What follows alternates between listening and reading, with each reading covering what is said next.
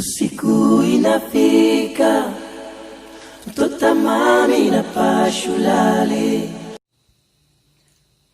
Bonjour, nous revenons aujourd'hui après une très longue période, mais ceci a été dû à la crise sanitaire, à savoir le Covid-19, dont je promets de faire une modélisation mathématique pour laquelle ça dit cette maladie. Je promets de faire une modélisation mathématique pour essayer de voir comment est-ce que ça évolue. Mais entre autres, nous avons été absents, comme je le disais, à cause de cette crise sanitaire et aussi de très nombreuses occupations. Très nombreuses occupations. Mais je vous promets d'être là maintenant un peu plus souvent. Donc nous allons continuer avec la dernière notion abordée, à savoir celle du processus stochastique. Vous avez été nombreux, plusieurs à m'avoir écrit, avec qui j'ai discuté, et vous êtes nombreux même avec qui je fais des cours en ligne par rapport à la notion, ou alors par rapport à la théorie du processus stochastique, des probabilités et aussi du calcul stochastique. Donc, nous avons défini dans la dernière vidéo ce que c'est qu'un processus stochastique. Nous avons dit que c'était en fait une collection de variables aléatoires indexées par le temps. Lorsqu'on parle de stochastique, on voit en général beaucoup plus les courbes aléatoires, les courbes sur le marché financier et ainsi de suite. Mais ce qui caractérise la stochastique, c'est beaucoup plus la variable aléatoire et le temps. Variable aléatoire et le temps. Donc, pour aujourd'hui, nous allons essayer de regarder au-delà de l'EDS elle-même. C'est-à-dire, lorsqu'on a une EDS, qu'est-ce qui nous frappe en fait? Qu'est-ce qu'on veut? C'est-à-dire, qu'est-ce qu'on veut en fait de l'EDS? Comme pour le cas de l'EDO, l'équation différentielle ordinaire, on veut la solution. Mais avant même de trouver cette solution, de la chercher, on va d'abord s'assurer, on va d'abord chercher à savoir si elle existe. Et je vous dis, tout comme dans le cas de l'EDO, la solution d'une EDS, lorsqu'elle existe, est unique. Donc aujourd'hui, nous allons voir la condition d'existence d'unicité de la solution d'une EDS. On va supposer qu'on a donc xt, donc soit xt pour t dans grand T. Grand T ici, je suppose que c'est l'ensemble des indices, c'est l'ensemble, c'est l'espace dans lequel vit T. Grand T ici peut être confondu à 0 plus infini, hein, ça dépendra. Ou alors même à R, bon c'est toujours R plus ça. Ou alors à grand N, dans le cas de l'univers distrait. Donc soit xt, un processus stochastique. Un processus stochastique, n'est-ce pas, vérifiant dxt égale à mu de txt dt plus sigma de txt dbt avec x0 égale à un certain petit x0 p presque sûrement. On va essayer d'expliquer ça rapidement. Alors, dxt égale à mu txt dt plus sigma txt dbt. Vous êtes d'accord avec moi que bt, ici, ce sera le brownien, le mouvement brownien. On l'a défini déjà dans la vidéo précédente. Mu de txt, ce sera ce qu'on va appeler la fonction, ou alors le coefficient de la dérive. C'est le coefficient de la dérive, et dans le système anglo-saxon, on l'appelle le drift. Alors, il sert à quoi ce mu t? Ce mu t en fait sert simplement à mesurer, si on peut dire comme ça, la variation de la valeur moyenne du processus stochastique xt. Donc mu permet de mesurer la variation de la valeur moyenne du processus stochastique. Ça, c'est mu. Alors, sigma. Sigma, je vais en fait essayer de vous dire, en fait, moi je vais dire quelque chose. Sigma est, si on peut dire comme ça, le coefficient le plus important, entre guillemets, le coefficient le plus important dans le processus stochastique, ou dans la dynamique d'un processus stochastique. Pourquoi? Parce que si sigma donne 0, on va avoir une équation de ce type. Mu de txt dt, qui n'est plus, si on peut dire comme ça, une EDS, mais qui est plutôt une EDO, c'est-à-dire une équation différentielle ordinaire. Donc sigma est le coefficient de diffusion, encore appelé la volatilité.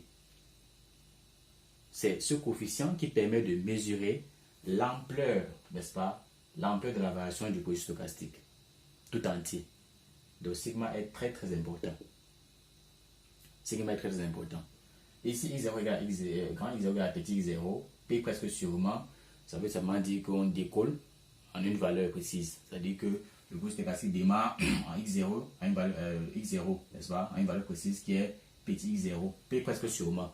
P presque sûrement veut dire quoi? On dit une assertion comme celle-ci, x0 égale à petit x0, p presque sûrement.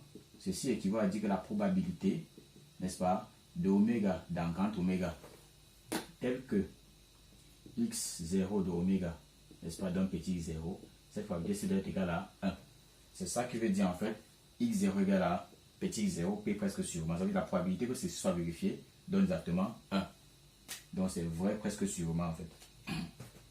Donc, lorsqu'on a une EDS comme celle-là, on va l'appeler 1. N'est-ce pas? On va l'appeler 1. On dit donc que cette EDS admet une unique solution si certaines propriétés sont vérifiées. Première propriété, petit a, c'est qu'il y a, voilà, c'est que x0 donne petit x0. C'est qu'on ait en fait une condition initiale. C'est comme ça qu'on va l'appeler. C'est qu'on ait une condition initiale. Donc x0 donne petit x0, p presque sûrement. Ça c'est déjà vérifié. C'est parce que dans les hypothèses. Petit b, il faudrait que les fonctions mu et sigma soient continues.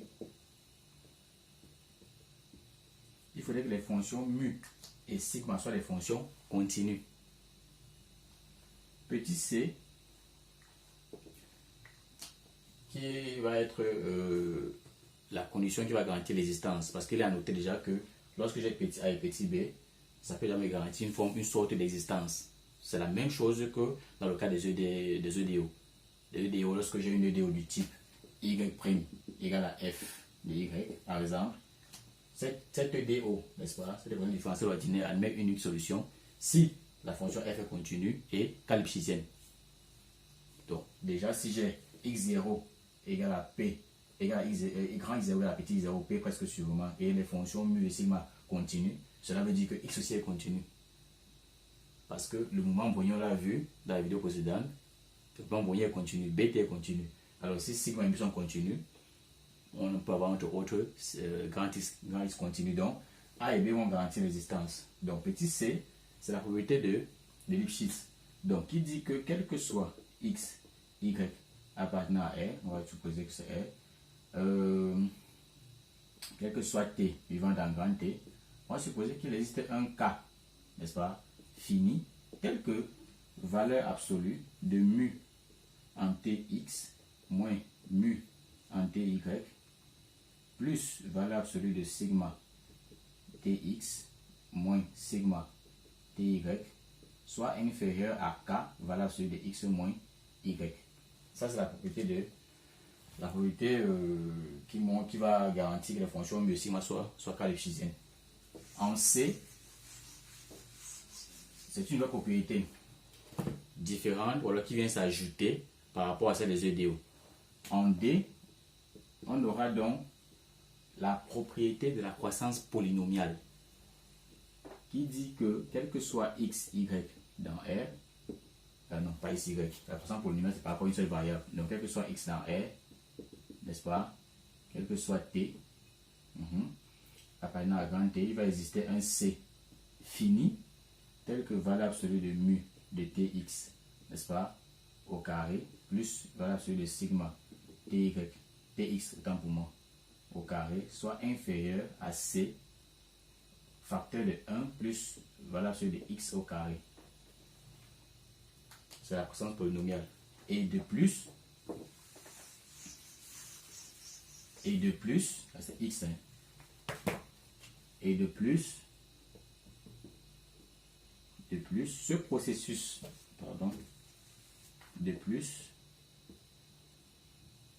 ce processus xt doit vérifier ceci.